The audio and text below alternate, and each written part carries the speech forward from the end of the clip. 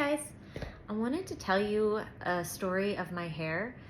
Now, I know this account isn't about hair, and I have been posting hair videos. It's just something that I'm very passionate about and something that's a big part of my journey right now, and I wanted to just share it with you guys. I'm on a natural hair journey where I'm growing out my hair color, and I also get keratin treatments on it. I'm not going to be doing any more bleach or keratin ever again. Now, we'll see what happens, because if it does grow out and I'm not happy with it, I'm not afraid to go back to light, but I'll be doing it in a much more healthy way, rather using high lift color all over than bleached highlights. I have highlights and then I have lowlights. So color and bleach in here. And these are my roots. But I wanted to share you guys this story because it's been something that is on my mind, and I always love to talk about personal transformation, and this is one thing that I am doing to transform. And it feels like so much more me. A little backstory, I was blonde as a kid, like super blonde, bleach blonde. As I started getting older, the roots came in.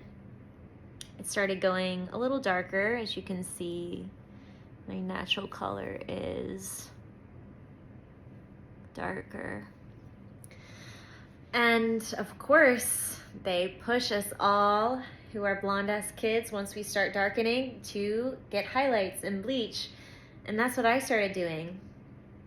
And it's crazy because I think, I've seen a lot of people ask about this thing called blonde blindness. And they're wondering, maybe if you're not a blonde, you're wondering why we care so much about being blonde. The reason why is because it's actually tied to our identities. So as kids, that's like the key phase to where we form who we are, and the concept of how other people perceive us is the only thing that we have to go on to find out who we are. And we're very impressionable. We listen to what all the other adults around us are saying. And as kids, we are always told, oh my God, this gorgeous blonde hair. Oh, that's so unique. That's so white. It catches attention. And therefore, it almost becomes a part of our identity. Like if we were another hair color, we would be a completely different person. And I think that's really where it stems from. So that, once you're 17, I started getting my highlights when I was 17. That's 17 years of time where I was blonde. And now I'm going brunette. It just doesn't make sense. I wonder if this is similar to maybe how when kids go through puberty, they feel uncomfortable with themselves. And in a way, it's a similar process of changing identity. But society affirms that. We don't get this thing about blonde hair. Instead, we get more, oh, you need more beauty treatments. We get pictures in the magazines and in the media of gorgeous blonde hair, and we think we have to be like that to maximize our own beauty. But here's the thing, it is not my own beauty anymore. This is my beauty. And I do think it's okay to enhance it with makeup and other techniques. I'm not trying to preach a whole one-size-fits-all thing. This is just something I've been discovering on my own. One reason why I choose brunette, I feel like this is more me. I also feel like this bright color kind of detracts from my face. If it was darker, the emphasis would be more on my face than my hair. But all of a sudden, boom, it catches your attention. It's hot. I mean, it looks amazing. But now it's more my hair than my face.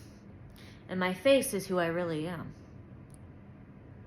So that's another reason. I also am maybe moving out of a phase in my life where I just kind of want to be a little bit more muted. I'm not trying to catch attention like I used to. I mean, I'm on social media, so I am trying to catch attention. But if I'm out in public, or if I'm just, look, I want the attention to come to my face and who I am, rather than what beauty standard I'm trying to keep up with. The blonde is just very, I actually just realized as I made this decision to go brunette that there's actually some kind of trend of blondes going brunette. That is so crazy. I don't know if it's because we're in a recession right now or what, but I guess I'm on the bandwagon for these reasons. And yeah, I do save money from not going to the salons anymore. All that money and time and upkeep, it just feels like a huge relief to not have to do. And honestly, perhaps the main reason is for the health of my hair. I want to grow it long and thick and healthy, and I would rather go on a natural beauty path than having to constantly go against the grain of what my body's trying to do. I think we should work with our bodies instead of against our bodies. So I'm not going to be fighting this color anymore. And I'll tell you, my hair health did start to degrade. And it happens in cycles. I have been trying to grow out my hair for a very long time. And this is kind of the longest that it gets while still remaining thick towards the ends. It tends to start thinning out. And so here are the two culprits. It's the bleach and the keratin treatments. Now, it's not just the bleach on itself, and it's not just the keratin treatments on its own. It's the combination of these two that really mess my hair up. And I know that there are a lot of people out there that talk about how you're not supposed to have blonde with keratin. And I never really investigated that because my hair always tolerated it well, at least so I thought. And there are a lot of salons that push this. But my hair is naturally curly, okay? So naturally curly hair is frizzier. And when you bleach the hair, that also increases the frizz. So to combat all of this, I used keratin treatment. Now, I'm going to just say this. I have gone down internet rabbit holes. I've gone through all the annals of TikTok.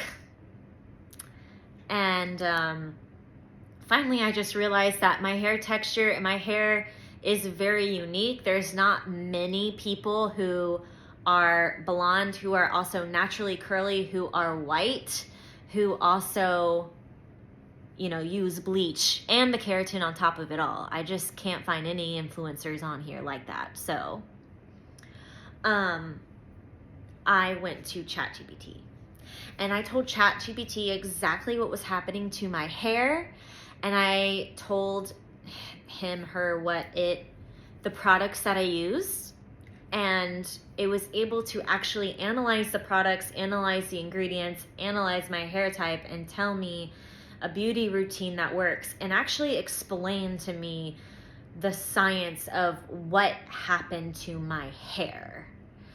So, as I told you, the hair thins out when it starts to grow long. So, I did just get blunt layers to take care of the situation, but look, this bottom layer is super long.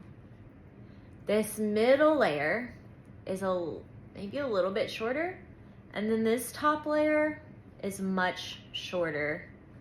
than the other layer. And that's because the breakage starts to happen on the parts of our hair that receive the most friction in our daily lives. So what is happening is the protein from the keratin, my understanding of it, and you guys, I am not an expert. I'm just a girl that used ChatGPT and obsessively researched. But the protein makes the hair stronger, which is good for some people, depending on their hair type. But for some people and for some parts of our hair journey, protein is just going to be detrimental. Too much protein makes it so hard. And so the protein actually makes it like super hard. And so it does make the hair stronger, yes. But when it's super hard and super strong, it becomes rigid. And then when it's so rigid, you like pop it a little bit or like bend it, and then it just snaps. So my hair is missing that elasticity, which comes from moisture. So I've switched my products to completely moisture products with no protein in it. And I use leave-in conditioner on my ends instead of oil. I do leave-in after the shower before I blow it dry, and then I put some more leave-in once it's blow dried. And that keeps it from getting brittle. Because you guys, before, the hair was so brittle. Like, I would go like this to the ends and it would crunch, literally. It was so bad. And so it's actually better for me to be straightening right now because my hair can tolerate the heat. I use a Dyson blow dryer, so it is minimal heat. Take more heat than it can mechanical breakage. So like if I did do my hair curly, that is going to put the strands more at risk because they're going every which way. You brush through it once and it snaps.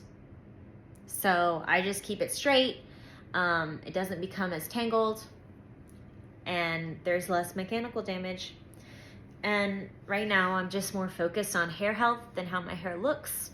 So it's going to be a very natural grow out. And what I realized out of everything is that all this is basic hair care.